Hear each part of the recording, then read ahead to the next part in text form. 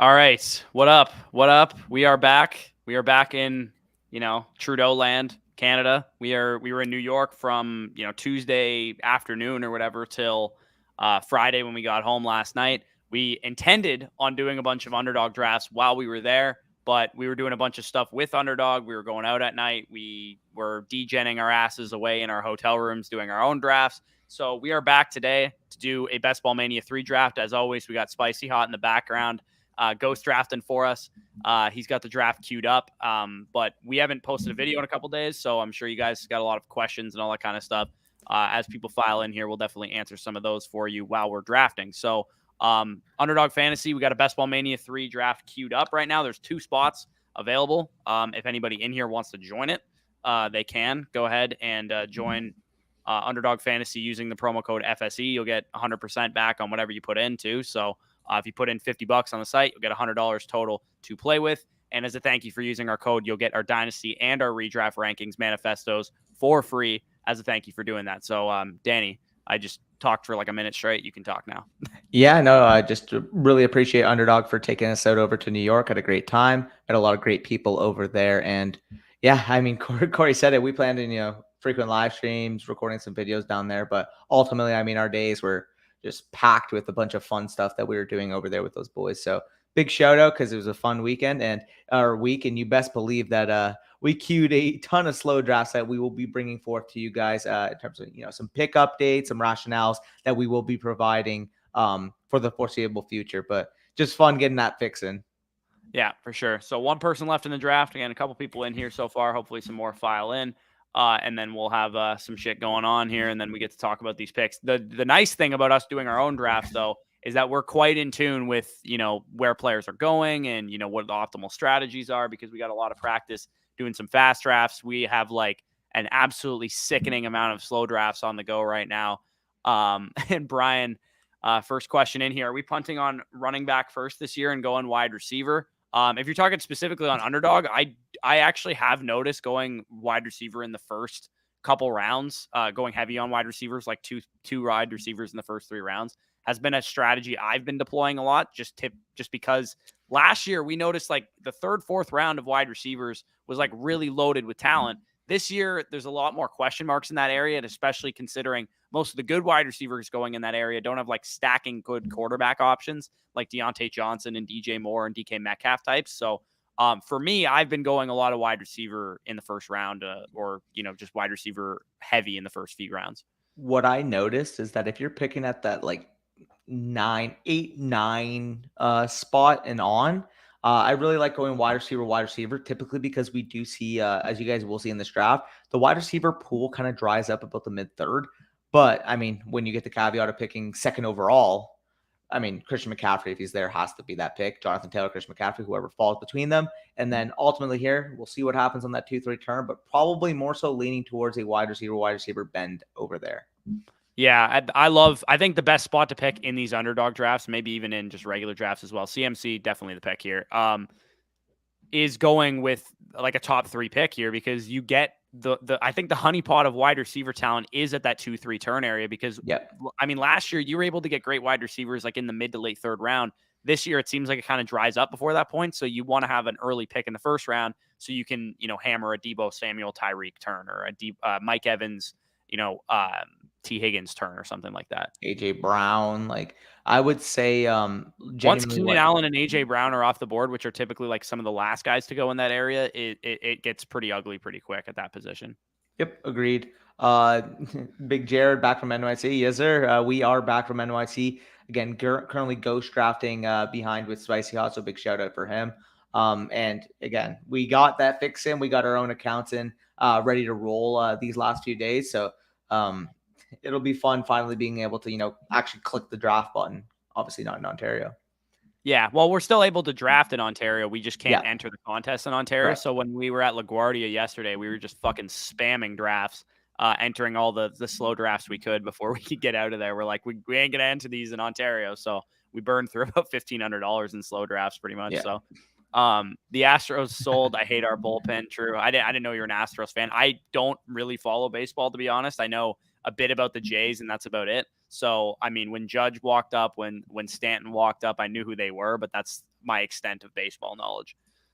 Defending champ have a plethora of young wide receivers and talent while owning 2023 first. You trade Deontay, Burks, Spiller in a late first for Justin Jefferson. I mean, so if we're looking at that's about in that situation. Yeah, I would. I'd go after Jefferson in that spot. I would, man. That's a hefty price to pay. I probably would hold with those guys. I like the upside that Burks has. I love Deontay Johnson. That late first is pretty solid too. If you could like somehow shave Burks off this deal and give up like a lesser valued wide receiver instead, I would much rather do something like that. And I think then it's probably worth it for you to do. Yeah. Like if you could, like if you have like Amon-Ra instead of Burks or something, like I would much rather give up Amon-Ra than Burks. I don't think anybody would do that for you. They might not, but that's just kind of like where my pricing is at. Like I'm comfortable giving up 3 ones for Justin Jefferson, but Deontay and Burks to me are like mid ones, not like late ones. I'd be fine doing it personally. Yeah. I've been seeing all the talk about how much does he fall for you guys if he misses 36 games in a large scale tournament? What are you saying? Like probably like 4 or 5 turn? Yeah, I think Kamara is going to get 6 games is the report. It's not official yet, but that's what the report has been kind of saying. If he gets 6 games, then I'm probably going to say he's going to probably just be totally off my board, to be honest, because I think he's going to go higher than I'm willing to draft him. For me, a guy that's missing 6 games, I'm not willing to draft till probably like round 6, round 7. And I think he's probably going to be in the 3rd, 4th, 5th round area, and I'm probably just not willing to draft him there. Fuck the Yankees, Spicy. Sorry about that, but had to add that in. Yeah, I see you in the back. So who did you and Xerxes use in the MAG game? I was the Vikings. He was the Raiders. We did random suicide, and they're basically the exact same team. So he blamed it on the fact that he had Derek Carr at quarterback, even though I literally had worse Derek Carr on my team. Also, then when I said that, he said that my quarterback didn't have escape artist. I'm like, yeah, and mine did. So yeah, I mean, realistically, the only difference in your two teams is that you have Justin Jefferson, but he's got Darren Waller. Yeah, he's got Darren Waller. I mean, like they both have good running backs. Like it's a pretty fair matchup. They're like the AFC and NFC versions of each other. So sorry, I'm just holding my breath for one thing to potentially happen here. Let's see what M Chase does. Yeah. So thought Abs would put it away last night. I did too. It was it Pilat who scored the winner? Yeah. Kemper played like dog. Kemper was awful, and that was the reason why they lost. Okay, so who are we looking for here? Who do we got on the board? I'm not going to say it until M Chase picks, but I think it's pretty obvious, especially with the potential correlation. Don't auto pick him, please. Don't auto pick him. You cocks. God. Come on. By the way, if you guys don't know, Carolina versus your Tampa Bay Buccaneers, Week 17. I would say here. Do you want to just grab Fournette then? Yeah, go Fournette. So we lock. We're guaranteed one of like Tyreek, Higgins, or AJ Brown at the other pick there. I like that.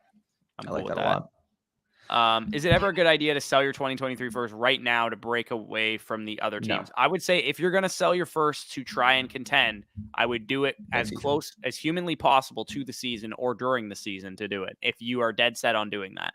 Because if you try and sell it right now, there's still the risk that player gets injured in the preseason training camp, whatever the case is. So, and then you just sunk your 2023 first into a piece that's not going to help you win now. So I would say wait until like week 1 to do that if you're going to do it, or wait until even a couple weeks into the season. Yep. I mean, we still get T Higgins, but I really would have wanted AJ Brown. That's fine though. T Higgins is good there. Higgins is fine. I personally would rather have Keenan Allen than T Higgins, but they're both relatively similar. I just think Keenan Allen. Neither of them probably have like top 3, top 4 ceilings because I mean we haven't seen Keenan Allen score a ton of touchdowns in his career. We haven't seen. We know T Higgins is probably not going to finish as like an elite wide receiver with Jamar Chase there, but I think Keenan Allen would have been the guy that I went with in that situation. But we're playing for a nuts range of outcomes, right? With this tournament, and in the circumstance that Jamar Chase gets injured, T Higgins could hit that ceiling and potentially win you this tournament. And I am mentioning that too. I've been mixing in. Obviously T Higgins is more so a 2-3 turn pick. If I get Stephon Diggs at the late first, I've actually been mixing in some texture of a Diggs and T Higgins build simply because obviously, as you guys know, week 17 correlation, it's a small thing, but I think T Higgins is well worth an early to mid second round. He's at least in that tier and you're getting different. You're getting a texture that quite frankly, the majority of the field, if they get Diggs, they're most likely can get a Debo, a Lamb, a Andrews, Kelsey type, that reaching down on a T. Higgins at that point when it's more so a flat tier, I don't mind mixing in. So Diggs and Higgins is a sneaky little stack in the first 2 rounds, especially if Allen makes it back to you at the late third. I think that's a very good build. Yeah, for sure. And again, for those of you that got in here late, promo code FSE, 100% match back up to $100 on Underdog Fantasy. If for whatever reason you guys are not already on here, I mean, you guys are listening to the strategy portion. We're doing a Best Ball Mania 3 draft right now, which the winner gets $2 million. We'll have to work that out financially with how we want to split it with Spicy Hot, but obviously he's going to get the majority of that. It's his account. So that's basically what we're kind of working through right now, trying to talk about range of outcomes with these players in a tournament this large with this big of a prize pool. That's how we want to kind of think of things. And if this kind of strategy and stuff interests you, obviously there's no season-long management. It's just you do the draft and you collect your winnings at the end of the year. Underdog Fantasy promo code FSE is how you can sign up. Yep. So, I mean, looking at this, obviously we have a 2-1 right now with 2 running backs, 1 wide receiver. The only thing I am concerned about, I'm hoping at least one of Deontay or DK falls to us at that turn. Otherwise, it will be looking a little dicey at wide receiver. But I definitely, hopefully, if potentially both of them fall, getting both of those guys would be the dream. Yeah. And I mean, we could have went knowing how we know these like drafts have kind of shaked out because we've done a number of them now that we were in New York.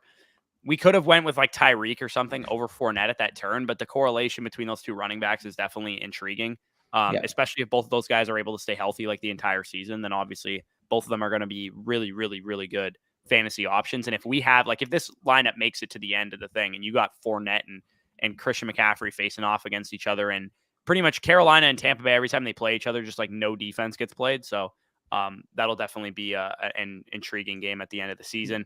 And I think they're one of the best correlations to stack up of the Week 17 matchups. Check K-Trey's team. Does he think this is the super flex? Oh, why? Does somebody have? Oh God. Well, I noticed he had 2 quarters. Super flex. Yep, definitely. Okay. All right, boys. What in the world? This guy's just straight up not paying attention. Like, if I was on the board in the super flex draft and Josh Allen was on the board, I would take a second back out of the draft, be like, wait, am I in a Best Ball Mania 3 or a puppy right now? Because I'm pretty sure there's no chance that Josh Allen ever gets to pick 11, let alone 3 in the super flex one. Period, yeah. No, that's an interesting build. Vikings are literally though. The Vikings and the Raiders are identical teams, pretty much. Do y'all shoot any content with Underdog? Yeah, you guys should be seeing a bunch dropping soon. But we recorded photo shoots, a live draft with them. You guys will see some updates. Again, we're not going to spoil too much right now, but should be fun once all that news breaks out for you guys. Yeah, we did some behind the scenes stuff too. That was pretty fun. How would you feel about starting both Packers running backs week in, week out? Too much to invest into them. They are the odd situation where I actually don't mind having them simply because of the roles each of them will play. Again, this isn't a what's a situation where it's not a Madison Cook situation where Madison is only really valuable depending on Cook's health. I think Thielen, AJ, or Aaron Jones both have appeal on a week-to-week basis because obviously Aaron Jones is going to be more so that running back using space, running back using the passing game, while AJ Dillon is going to be your prototypical banger. So they're one of the more easy situations to kind of project as opposed to just saying this guy goes down, this guy's going to be valuable, and they aren't dependent on each other. Yeah, I definitely agree there. We got Corey Vance. I think Higgins will eventually be the main target, in my opinion. I don't think he's ever going to surpass Chase in terms of I guess he was out targeting Chase last year, but I think Chase is going to take a monumental step in that department. But it's possible that they continue to use Chase as more of the deep threat type of role, big play threat, and Higgins is the target monster, wide receiver 1 getting 170 targets, similar to a Keenan Allen, Mike Williams situation, but obviously better players. Yeah, no, agreed. DJ Moore getting sniped there is absolutely brutal. That's okay. We'll go with Terry McLaurin, which is basically just DJ Moore light. Yeah. What else do we got at the other positions real quick? I just want to see who's available at. Oh, yeah, the correlation. Damn, yeah, I took pain. That guy, this Chase guy can go kick rocks. Yeah, literally. I definitely want to get a McLaurin share here. Yeah, grab Terry here. I think that's probably the play. Terry DK? Yeah, Terry DK if they're both there. Is Kittle on the board? Tight ends, check, Spicy? No, Kittle's off the board. Yeah, I'm cool just going Perfect. DK then. Yeah, I like DK. Round 5 DK DK. is fucking a ridiculous value. And I swear it's just because he doesn't have a stacking option, because like nobody wants to draft Drew Lock, right? And same goes for Deontay Johnson and like DJ Moore too. I feel like these guys are going a little undervalued on this platform because you can't stack them. You want to know what his stacking option is? Who? Week 17 Jets correlation. Yeah, exactly. Yeah, you just take a one-off DK Metcalf and then backdoor a Jet stack. Yeah, the classic FSC, by the way. If you guys have been watching us for a while, we love our Jets. Backdooring a Jet stack is literally all we did last year. So literally, I still have right now my two highest owned wide receivers are Elijah Moore and Garrett Wilson. Yeah, so it looks like we're all the way back in. T. Higgins had a larger target share than Chase last year, so it's not out of the range of outcomes. I'm not saying he can't finish top 10. I think he can definitely finish top 10. Easy. I'm saying he can't finish top 3 or top 5. Like really, really high, 20 plus point per game, dominant type of season. Because I'm going to release this video series again in the coming weeks. I did it about this time last year. I believe it was like mid to late June that I did it. Was what makes a league-winning running back, wide receiver, quarterback, and tight end. One of the factors for wide receivers was that many of them did not have 140 plus target wide receiver on their team, unless it's a top 3 offense that throws 700 times a season or some shit, which is possible for the Cincinnati Bengals. But I think gun to my head, I'm taking Chase, high-end range of outcomes over T. Higgins' high-end range of outcomes. And there's a couple other, wide receivers in that range that I just think have higher ceilings than Higgins because of that Chase factor. Also, I just want to say, I fucking love this team so far. I think this is a beautiful start. Yeah. Obviously, the correlation is tough, but I think we got some interesting texture that I don't think many people are going to have this type of start, like in terms of how they build their team. So, yeah, I like it. For the most part, we just have good players too, which is always smart to have. Been a while. Welcome back. Hope you're enjoying the U.S. I mean, yeah, we enjoyed the U.S. for sure. A lot of differences between we got Canadianized a couple times in a couple situations. Danny was talking to some Brooklyn Yankee fans on the subway about how thick of a Canadian accent he has, which was pretty fucking funny. Yeah, no, we were on the Brooklyn subway, and the one guy's like, if you didn't have such a thick northern accent, I would have assumed you're from Brooklyn because, I had my chest hair hanging out. I look like I'm from Brooklyn, especially when I have the Italian mixed in slightly to the accent. But the problem is, when I'm mixing an A and I have, the strong Ontarioan accent, it's hard for people to understand that. Yeah, for sure. We could definitely. Bob says join us a puppy Superflex next. I'm not opposed to doing a Superflex puppy next. All depends on Spicy.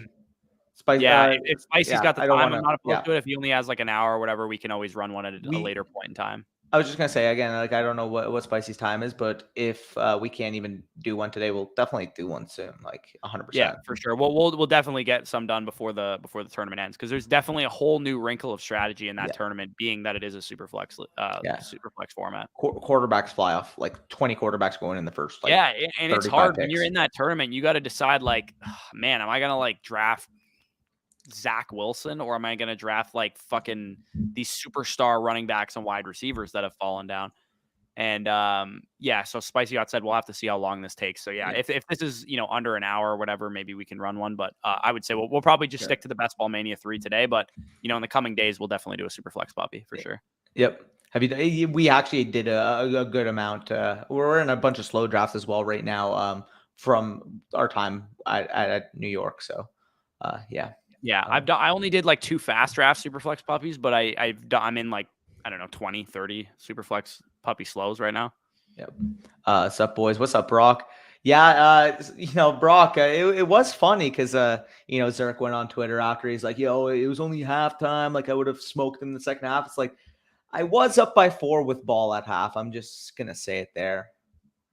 Yeah, and Danny went in the turnover margin too.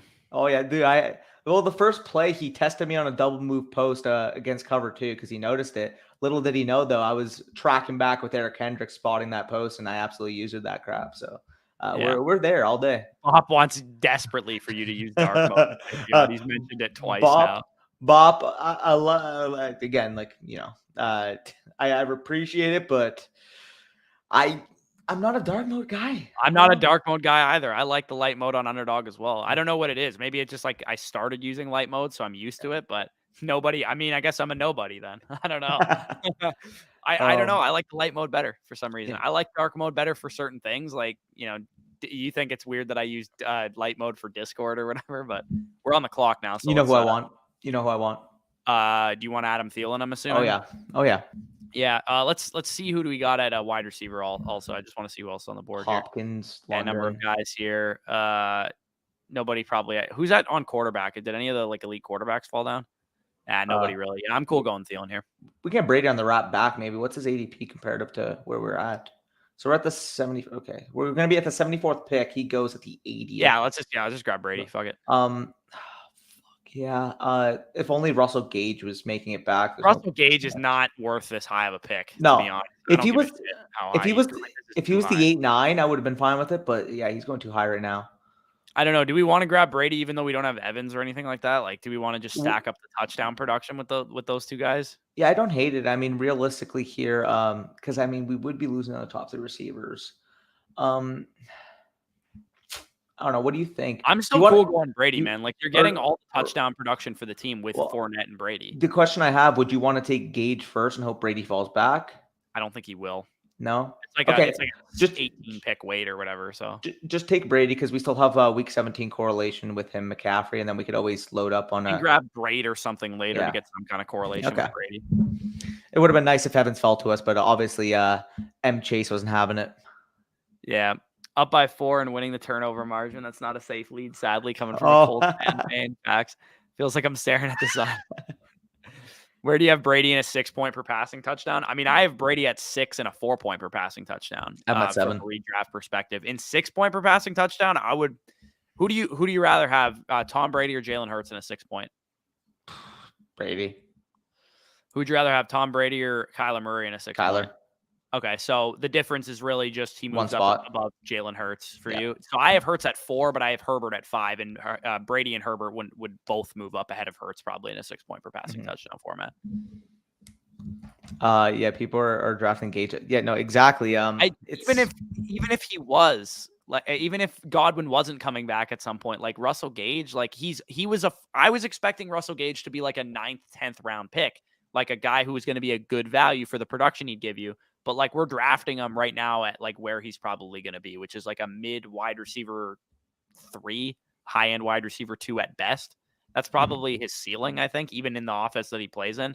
The offense is going to run through Brady and Evans and Fournette. Like I don't think they're going to use Gage as more than like a PPR guy until Godwin's back. I will say if he falls back, I'm fine with taking him. But like, yeah, if he falls back, I'm totally cool with him. But like, I don't want to go crazy and start taking this guy at like pick 78 over fucking Brandon Ayuk, Traylon Burks, and like all these guys that are going around him. Yep. No, exactly. No, it was funny though. Brock mentioning that game. Yeah. I was playing well. I didn't expect that. I haven't played Madden all year. Played pretty decently, and I got the trolling in for the rest of the week, so it was fun. Yeah, for sure. Henry says I'm late here, but I just rewatched first 2 rounds. Looks like pick 11 thinks this is super. Yeah, exactly. Super flex best ball or whatever. Gage is getting that Brady bump. Yeah, he definitely is. Like I understand he's definitely in a good spot to be, a solid PPR guy, but I'm not going to go crazy and say that he has some massive ceiling that's going to provide all these spike weeks. Yep. Thanks to Superflex. No players getting that elite quarterback more than Gabe Davis. Yeah, Gabe Davis is simply only going high by the fact that people want to stack him with Josh Allen, and I will maintain that this whole time. Like Gabriel Davis going ahead of fucking Rashad Bateman and Terry McLaurin and Deontay Johnson and DK Metcalf. It's a complete joke to me. Like we got a guy who has not done like. Okay, he had a sick playoff game. Sweet. Like he hasn't done anything in the regular season the first 2 years of his career. And he's a fine, hopeful breakout candidate to bet on, but I'm not going to draft him over known wide receiver 1s.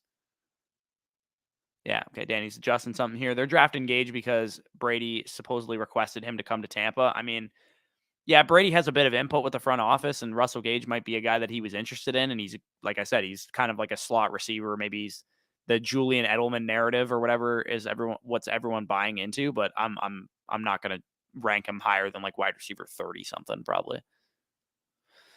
For real dark mode is Gabe Davis is going above Deontay. Not in every draft. They're going pretty similar in ADP, but it's relatively similar. Yeah. Can you hear me now? Yeah, I got you. Holy fuck. My audio just completely cut. True. That's pretty nuts. Yeah. So what are we looking at here? You know what I want right now. So we got 4 picks away. Traylon Burks, Ayuk. You know who I want?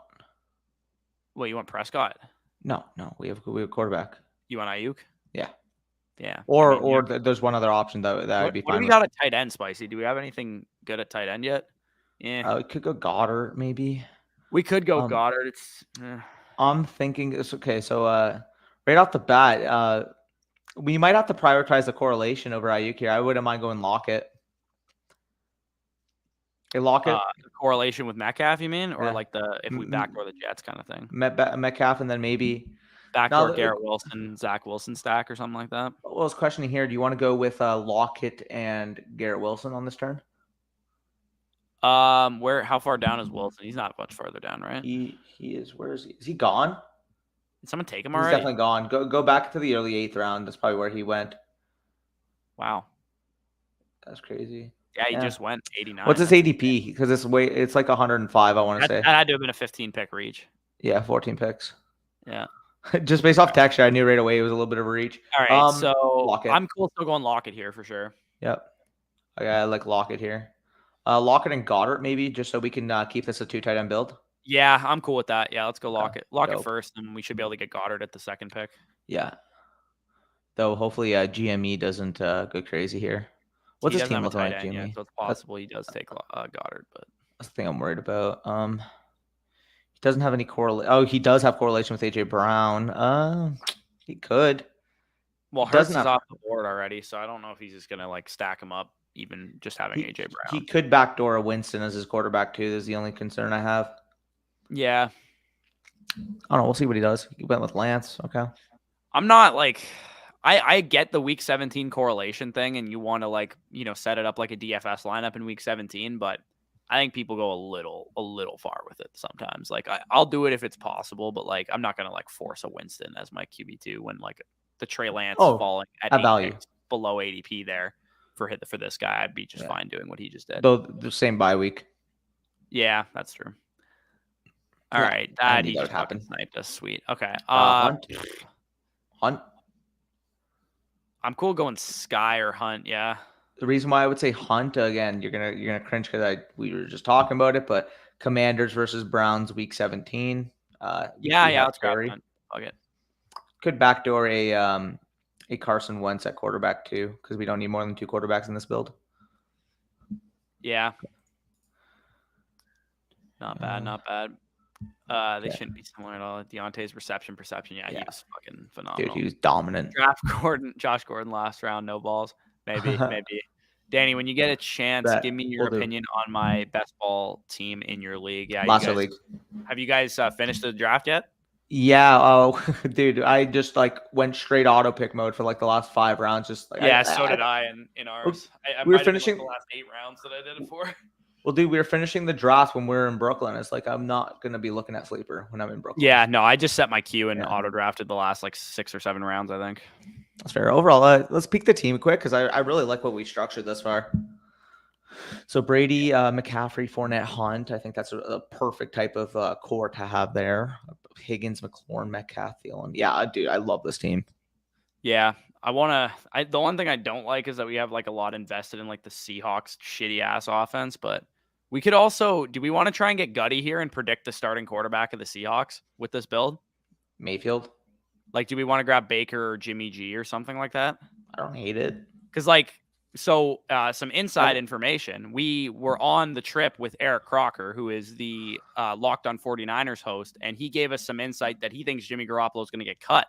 Yep. So if Jimmy Garoppolo gets cut, the Seahawks have had a good look at Jimmy Garoppolo the last couple of years because they are in the division. And I think that the type of quarterback he is, he's like the handoff to your running backs quarterback that Pete Carroll seems to like. So I wouldn't be surprised if Jimmy G gets cut in the coming weeks, that the Seahawks go out and add Jimmy Garoppolo to their team. And I know everyone's like, oh, well, they're tanking, but that's not how NFL teams think. They don't. I don't think the Seahawks know they're tanking. And you're right. The Seahawks probably don't even think that way specifically. That team, they're like, we can compete with this team. We got a good enough. We just need a signal caller. So we're going to grab Jimmy Garoppolo and try and win. And I mean, I don't think it's going to work, but Jimmy Garoppolo is a sizable upgrade over Drew Lock. Yeah. I think, the Metcalf and Lock at current value is kind of based on everybody assuming that Drew Lock or Geno Smith's Right. going to And be if the Jimmy quarterback. Garoppolo is the quarterback, I think Metcalf solidifies 3-4 himself turn. as a mid-third round pick. I was going to say at minimum 3-4 turn. I think you can make the argument like him and Pittman are around the same area. Right. And Lockett also would probably move from like what, a 6th. 9th round pick where he's currently going to like 5th, a 6th, 6th. 7th. Yeah. Like I was going to say even 5th, 6th. Yeah. Right. And when you're drafting in June for the Best Ball Mania 3 contest, we have the inherent disadvantage that we don't know how some of these things are going to shake out. We don't know if Drew Lock is going to be the quarterback. We don't know who's going to be the QB, but we also have the inherent advantage that if we predict it right, then we just gained a whole bunch of ADP on where the people in June or in July and August are going to be drafting from. Yeah, agreed. Also, Brock said Commies Browns. I actually would disagree there. I think that might be a more volatile type of matchup. And even if it is a lower scoring game, it's because it's a volatile game, because everybody's kind of expecting it to be that way. I don't necessarily think it's guaranteed to be that way. Both of these are bad teams. Both of these are probably teams that are going to be on the field quite a lot. And quite frankly, being able to spot runs an up-tempo offense too, so it's possible that they. And what was the game last year that popped off? Was it the Lions Seahawks that actually ended up paying out? I think Liam the was one that Liam won the Best Ball Mania 2 off of was the Seahawks. Yeah, Lions. Seahawks Lions. The Amon-Ra St. Brown, Rashad Penny stack was the thing that got him over the top. Yep, and nobody would have predicted that going in. Everybody was looking at the hot stacks, the Cardinals Cowboys stacks, but ultimately it was the more gross. Which is why I like the Panthers and Bucks. Which, I mean, the Bucks are people are, I'm sure, stacking up the Bucks players, but the Panthers side of things, that game could definitely be high scoring, which I really like. So, yep. I think those are some good ones to stack up. Yeah, those last 4 rounds were brutal without auto picture. I'm currently in an FFP startup, and I think I went a little cray-cray. I have only 3 players and don't pick again until round 16. I have that. 6 future firsts, 2 future seconds, and 3 players and 14 picks in rounds 14. I love it.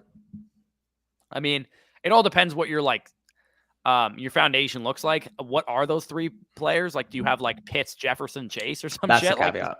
If you have 3 players and they're like fucking Kareem Hunt and like a bunch of other bums, then that's probably terrible. But if you got 3 certified foundational like quarterbacks or wide receivers, then I'm cool with it. I'm a Seahawks fan. Drew Lock is not that bad. He has a horse cock. Yeah, he does have a horse cock. We do know that. I want Jimmy G and Baker to go to Seattle and Carolina just so DK and Lockett and Moore can be fantasy relevant. I agree. I do think that's what's going to end up happening is Jimmy G goes to Seattle, Baker ends up going to Carolina. I'm not sure how big of an upgrade Baker is over Sam Darnold, but I do think he's a better quarterback than him. Yep. Also, is Zach Ertz available or did he go? Zach Ertz, I think, just went. Yeah. Check. Where did he go? My boy Freiermuth, I'm down for it at our next pick. I think it's a little too early because I don't think he closes us at 2. What running back? I have Freiermuth is my highest owned tight end so far in the draft that I've done. Yeah. I draft him constantly. Running backs are kind of gross. Wide receivers here and then not touching the position again. We could go with Madison, or we could go with a Gallup type. I don't know. I'll let you make this pick. I've made a lot of them. Yeah. Let's go Gallup. Gallup's fine. Okay, we'll do it. We do have. Wait, hold up. We do have Thielen, don't we? Yeah, we do. Yeah, grab Cousins. Yeah, fuck it. Let's do it. So Cousins here. Let's grab Madison at 122 then. Yeah, I dig it. Okay, we'll do that.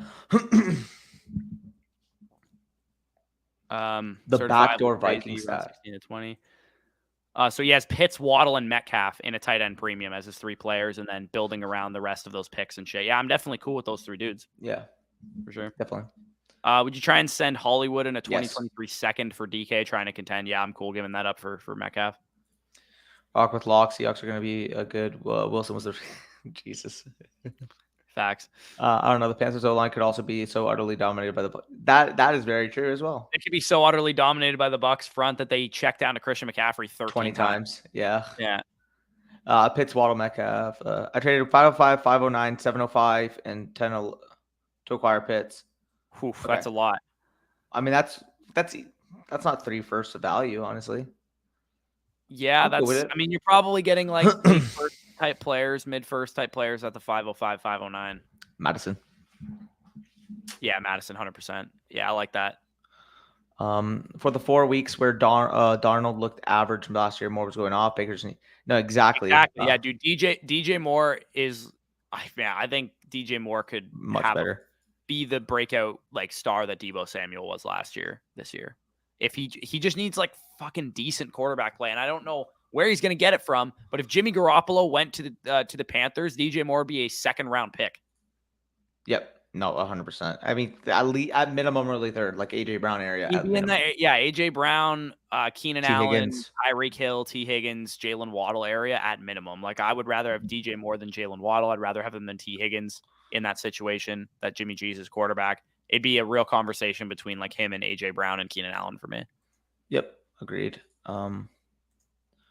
Yeah, CMC does go off regardless of competition. How do you feel about Najee? Kind of nervous about him. From a redraft perspective, I absolutely love Najee this year. I think he's, certified top 7 pick for me in redraft leagues. From a dynasty perspective, I mean, he's an older running back. He's going to get worked into the ground for the most part of his rookie contract. If you're competing and you need a running back to help you get over the top, Najee Harris is going to be one of the better, redraft guys for the next 2 to 3 years, year in and year out, based on his workload. So I have no qualms with him. If you're worried about the offense, if you're worried about, how good of a player he is and how bad the offensive line is, I probably wouldn't be. There's a chance that stuff is all just as bad as it was last year. And Big Ben was terrible and the offensive line was terrible. And Najee was still a top 5 running back as a rookie. So him also, taking that step forward as a player, most likely in his second year, should help offset some of the concerns we had with the offensive line, the quarterback play. And I think at the bare minimum, Trubisky / Pickett and the offensive line now is going to be at least at or better than it was last year. Also, Corey, you cool with stopping at 4 running backs because we do have strength at that position? I'm totally cool stopping there. Okay. All right, so we are. I mean, it looks like holy crap, Alberto went high. Oh my goodness. Yeah, that's crazy. So we don't have a tight end yet, though, right? No. Check the wide receiver and tight end board. Tight ends here. Hey, Spicy, because we're good at quarterback and running back now. Check the wide receiver and tight end boards. So we probably need one more wide receiver, two more wide receivers actually, 2 or 3. Please let Freiermuth fall. Yeah, check the other. I mean, we could also go with an Irv Smith. If Freiermuth falls, would you want to double tap Irv Freiermuth on this turn? Sorry, what? If Freiermuth were to fall, would you want to tap him and Irv on the turn? Yeah, I'd be cool with both of those. Oh, dude, we can grab Irv for this. Yeah, we definitely want Irv to fall at the very least if Freiermuth doesn't. Yep. Danny knows Gabe Davis and MVS over T every day of the week. True. There I had kept 505 and 509. I would have got Garrett Wilson and Jameson Williams, but the 705 would have been a rough spot. Nothing I like there. What you did. Yeah, I mean, Garrett Wilson and Jameson Williams hurt to lose, but Kyle Pitts in a tight end premium is pretty fucking valuable. So all day. Najee Hero RB builds are kind of nice. Yeah, they are. I think that Steelers O-line could improve this year, honestly. I don't think it's going to be like great, but it's going to be marginally better, maybe. Yep. So we're looking at 7 picks away. Check the overall board. I kind of want to see what the relation is with everybody on the board, just so we can kind of peek. Spicy. So yeah. So Freiermuth is at the top of the board, Irv's up there too. So hopefully one of those guys falls. Let's hope. These guys get carried away with like fucking Rachaad White and all the running backs. If M. Chase snipes us again, I'm gonna lose it. Establish the bank. Who is that? I don't know. Is that somebody we know? Maybe. It's a good team. Yeah. Check what M. Chase's team is. Is he just sniping us to snipe us? Like, what's he doing? Oh, there goes Freiermuth. So M. Chase, like, what? There goes Hines. Okay, hopefully he doesn't take a fucking. There's 2 guys. He doesn't have a tight end yet. Damn it. Okay, he's gonna snipe us. Fuck. Tunyon, maybe? Is it gross? This tight end board's pretty. We might have waited a little long here. It's a 3 tight end build, 100%. I would rather have Henry with our next pick than Tunyon with this pick. I'm saying Tunyon because of week 17. Give me Vikings Packers. I don't want Robert Tunyon. He's fucking coming off of an ACL tear mid-season. Give me Hunter Henry. Damn it. Okay. Osborne. I don't care if he's playing fucking the Jags week 17. Osborne. Yeah, grab Osborne here, and then let's go Hunter Henry with the next pick. It's a little early for him. We can wait another. It's like 6 picks ahead of ADP. I don't really give a shit. We should probably just do it. Yeah, fuck it. He's a guy that's going to give us spike weeks. He's a touchdown scorer. I don't care. He's one of these dudes I love getting as my tight end too, especially if you go with a George Kittle as your first tight end and you don't want to spend high capital on a tight end too. Just grab Hunter Henry as your tight end too, and then close out the build with that. All right, Fuck, I was gonna say Fant, but like, do we really want an unstacked trio of Seahawks? Dude, I told you, let's grab Garoppolo as a third quarterback. Okay, we can do that. Fuck it. Um, Go Henry here. Yeah, Hunter Henry. Do we want to go with a 3 quarterback build though with Cousins and you grab Hunter Henry here with this? Hunter Henry for sure. But do we want to only go 2 quarterbacks? I don't mind it. I mean, if we want to stack the Seahawks, we're only going to go 4 running backs, so yeah, I don't mind mixing in a 3 texture here because Brady's like on that he's like one of like the last quarterbacks you'd want a 2 quarterback with. Yeah, and Cousins isn't like a Konami guy like Fields or something. To pair what's with him. Jimmy G's ADP? Like, check his ADP, Spicy. Was it like round 17? Yeah, he's probably going really low. Like 203rd overall, maybe. Just take Jimmy. 215th. So he's literally last round. Yeah. Okay. Yeah. So I think that's not bad. If we wait till our very last pick to go with Jimmy G, we can grab Fant as our second tight end if you want. Sorry, I read Brock's pretty disgusting, but like. Yeah, I definitely. I'm so in on Brock. We can get Corey Davis maybe with our next pick to correlate the Seahawks with. I dig that. We probably only need 7-8 running or 7-8 wide receivers in this build. Yeah, probably something like that. Given how we built. First, we're very tough to come by. 5 teams refuse to trade them for anything. I even got offered 205 for a 506 and 23 first to someone got shot down. Damn. 5 trades for future first. Oh, week 17 trades. Jags Walker's gonna get his 5th sack. Yeah, he's gonna be a tone setter in the run game though, baby. Let's go. Yeah. Anytime you can draft a run stuffer at 1, you gotta do it. Yep. 511 for a first, 602 plus 1202 for a first, 711, 911, and 1311 for a first and second. Yeah, I'm cool with all these deals, to be honest. Yeah, none of these deals are outrageous. Plus, you got those, superstar guys to build around as well. Yep. 408, 402, and 802 for first and a 604. Yeah, that's a nice pick. So much grit on the team. Yes. Yeah, it is a really gritty team. Let's fucking go. Yes, sir. What would you have to add into Claypool to get Drake London? Probably a late first this year. Like what? Like the 108 in Claypool get you to London? Yeah, I'd be cool with that. One thing I was gonna say is, where's Braid? Is he on the board still? Check him. So we want Davis and Braid's a little later. So you want to star Fant, Davis, and Braid? Yeah, for us there. Corey Davis, yeah. Okay, so we'll probably have to go Corey Davis with our next pick if he falls, and then we can also start Garop. Yeah, start Garoppolo as well. Yeah, this is a risky build, but you have to take risks in these tournaments. Like, there's 400,000 entries in this tournament. Like, only one person's bringing home 2 million. Like, you can win 1 million for the regular season and all that kind of stuff, but you really want to hit the nuts. You have to think that if everybody hits their range of outcomes that I'm thinking they can hit. So looking through our team, if Jimmy G goes to the Seahawks, then the Seahawks players, the Metcalf, Lockett, Fant trio, or whatever, there goes Fant. Why? This guy just reached a 15 picks. Let me check. At least had to have reached at least 15.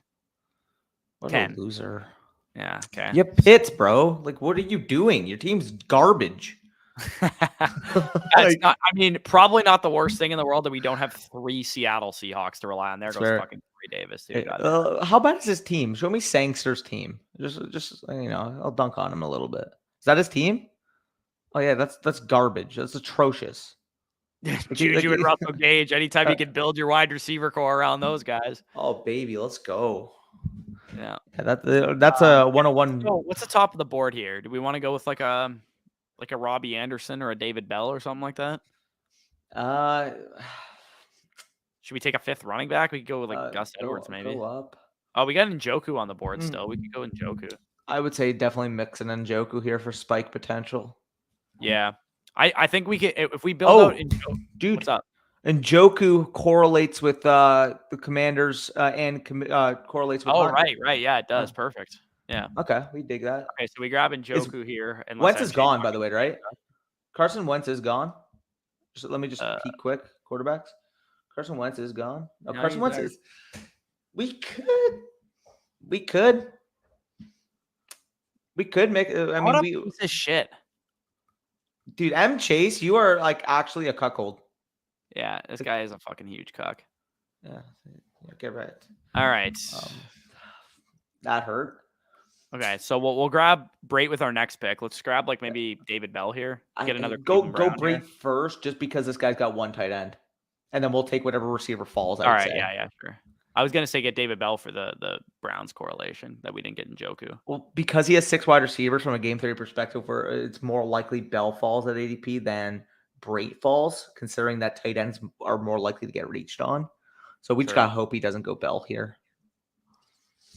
Okay. Yeah, but we just took a tight end, so maybe he doesn't want a tight end. Or maybe he's more pressured seeing 2 go off the board to want to reach on one. Yeah, it's possible. We'll see how it goes. Gus Edwards off the board. Yep. Do we need it? Should we think about another running back at some point or no? We maybe. Grab, we got the Commanders. We James can grab White. JD McKissick. McKissick would be nice. Yeah, actually start McKissick. I think that's actually perfect. Yeah, Okay. good thing. Good thing perfect. We grabbed go Bell right there. Yeah, so got David Bell.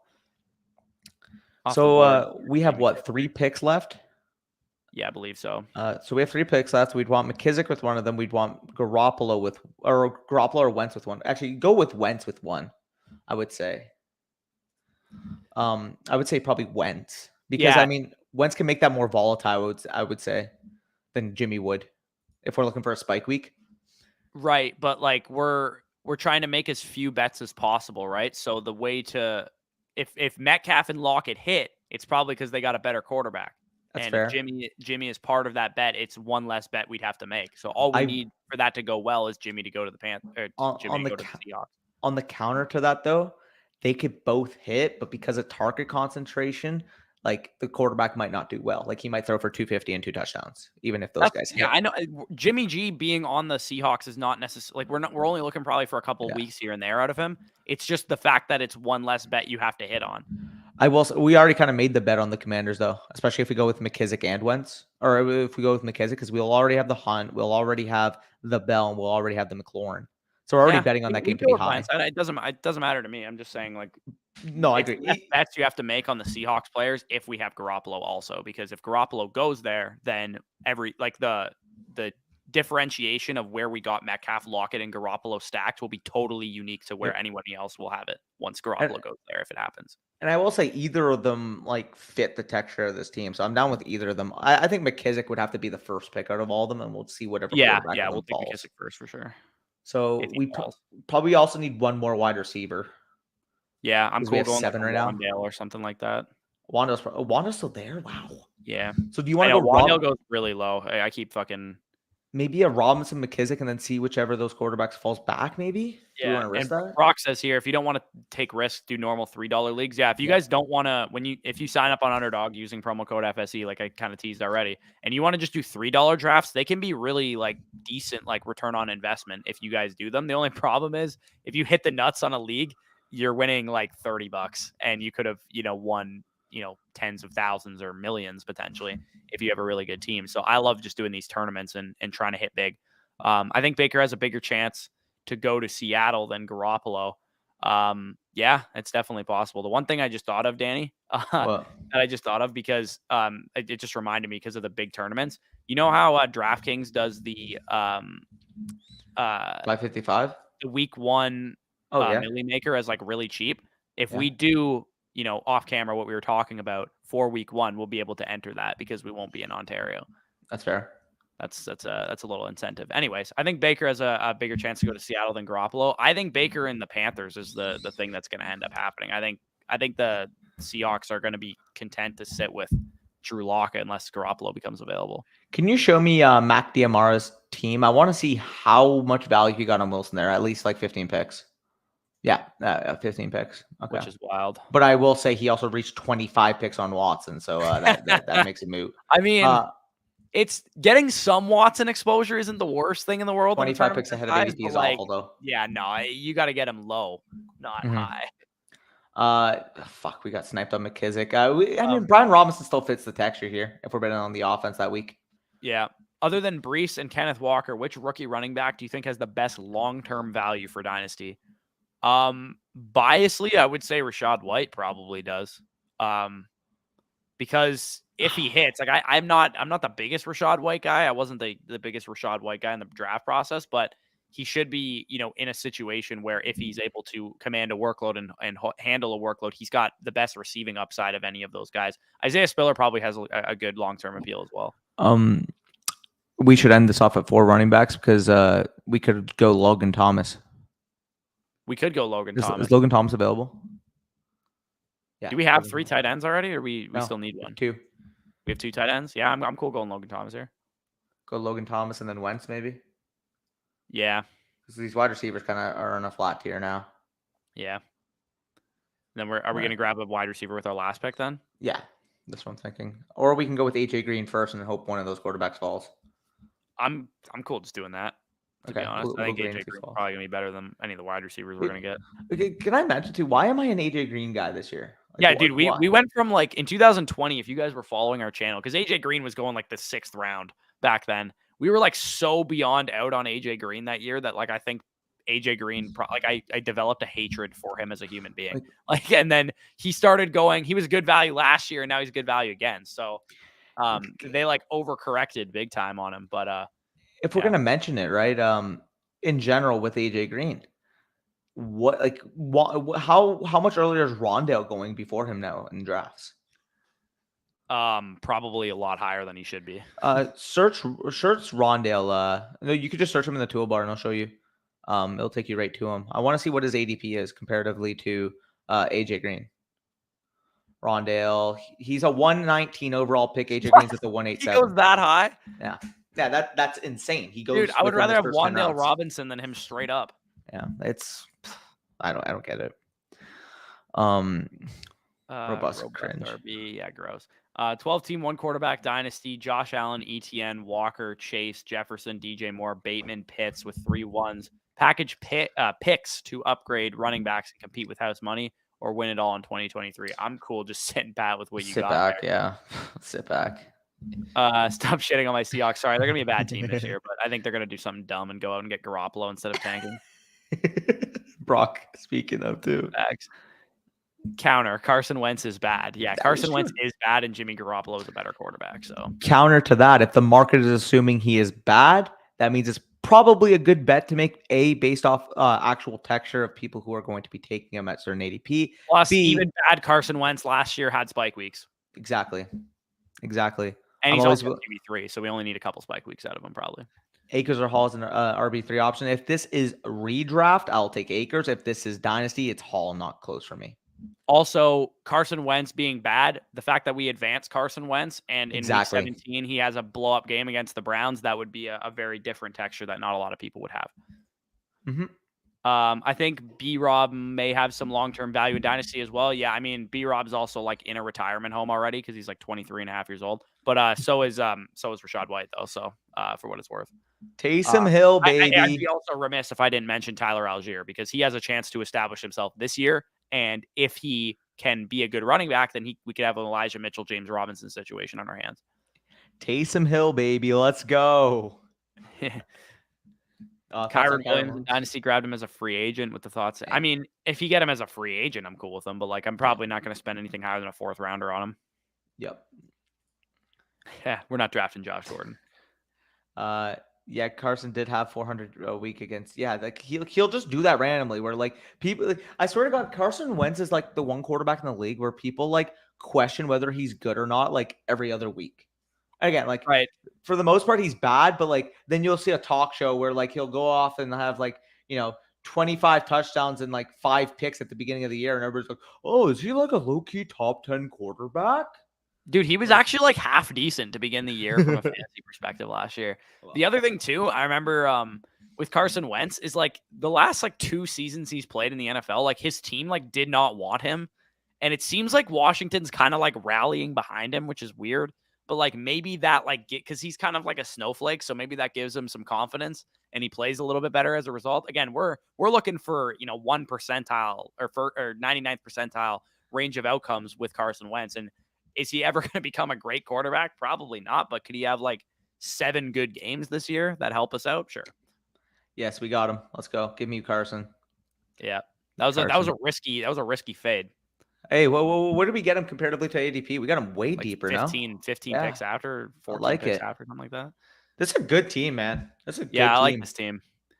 Just don't hope for a good week from Carson when you or Washington really need it. That's when you're in trouble. Dude, I remember I had him in my DFS article, the first game they played against the Jaguars, and I was like, man, Carson Wentz going to hit the nuts this week. Like, he's going to be so great.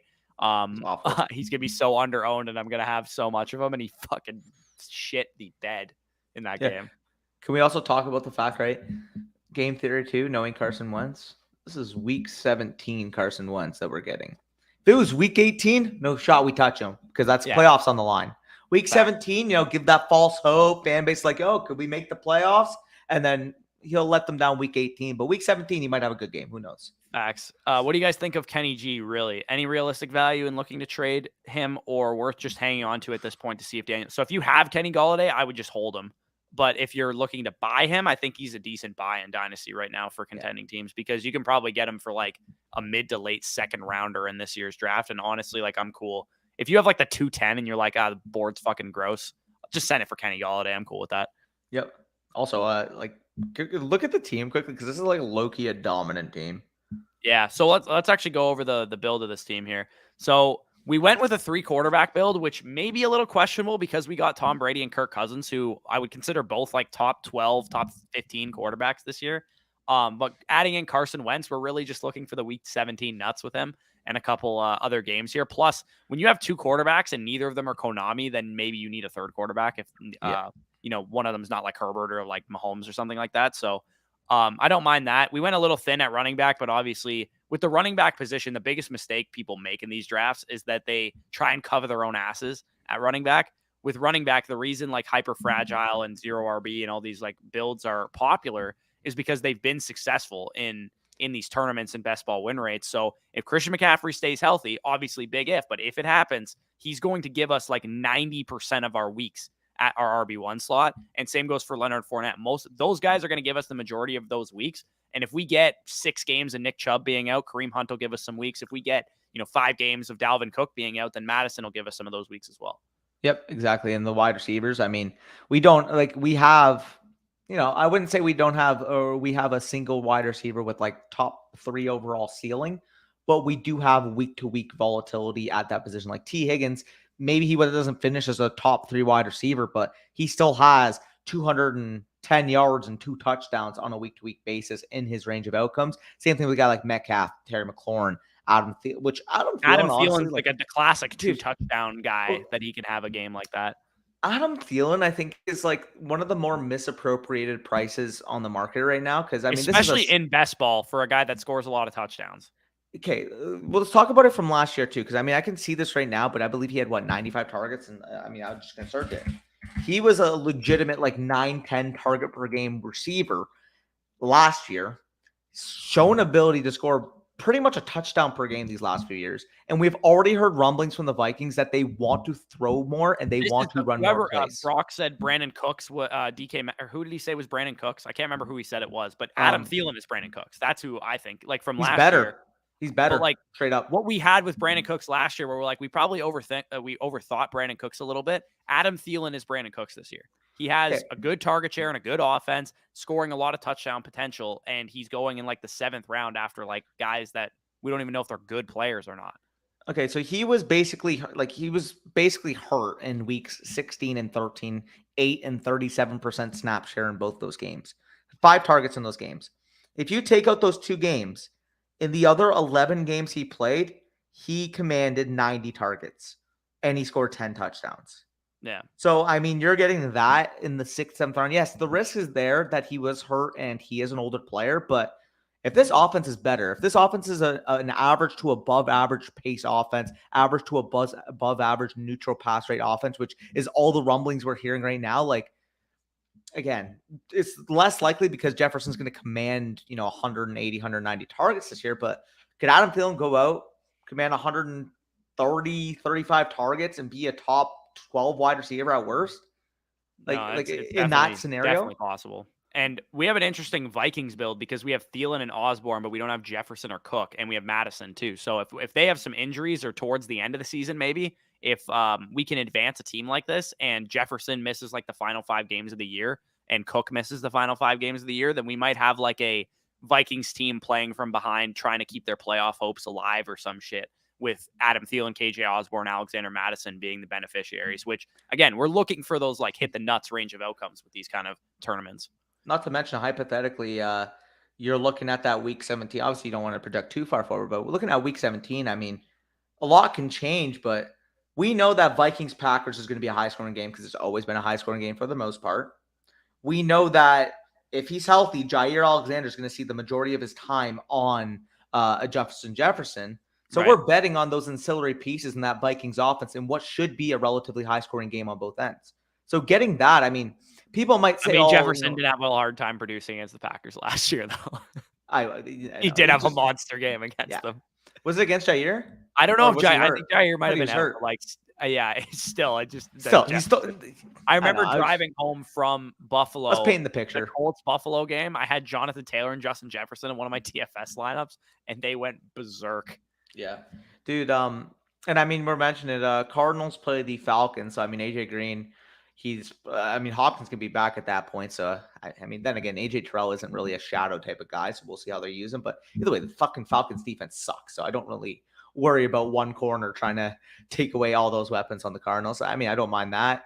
You're getting that exposure. I mean, Bell, Hunt, McLaurin, and Logan Thomas stacked with Carson Wentz and what could potentially be a sneaky game with Browns Commanders. Plus, we have all the touchdowns the Bucs will score with Brady and Fournette. Plus, you get some touchdown spikes with Brate, Hunter Henry, and Logan Thomas. Would it shock me if all three of those guys scored 6+ touchdowns next year? Not at all. No.